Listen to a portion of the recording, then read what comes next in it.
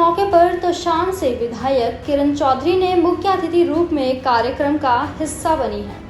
आपको बता दें कि कुछ माह पहले लोकसभा चुनाव में वो घूम घूम कर कांग्रेस प्रत्याशी के लिए वोट मांग रही थी और बीजेपी को कोस रही थी, मगर देखने वाली बात यह है कि वह बीजेपी की मुरीद नजर आ रही हैं। किरण चौधरी 2005 से 2014 के बीच चल रही हुड्डा सरकार में कैबिनेट मंत्री रह चुकी हैं। कांग्रेस की सत्ता से विदाई लेने के बाद शैलजा और सुरजेवाला के साथ वह मिलकर हुड्डा को चुनौती देने में जुट गई, मगर असफल रही और लोकसभा चुनाव में टिकट न मिलने पर उन्होंने कांग्रेस छोड़कर बीजेपी का दामन थाम लिया। किरण चौधरी अभी भी हुड्डा पर निशाना साध रही हैं और बीजेपी की खूब तारीफ करती नजर आ रही हैं। उन्होंने कहा कि हाल ही में प्रदेश के मुख्यमंत्री नायाब सिंह सैनी ने अग्निवीरों को राज्य सरकार की नौकरियों में 10% आरक्षण देने तथा किसानों को 24 फसलों को MSP पर देने तथा फसलों का 133 करोड़ और 25 लाख अभियाना माफ करने की सौगात प्रदेशवासियों को दी है। इसके साथ ही कच्चे कर्मचारियों को पक्का करने की पॉलिसी बनाए जाने पर भी राज्य सरकार काम कर रही है।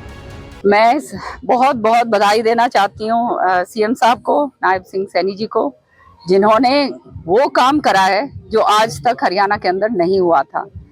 किसानों के लिए खास तौर से जो है, जिस तरह से सारी फसलों के ऊपर MSP दी गई है, सारे के सारा अभियाना जो है वो माफ कर दिया गया है।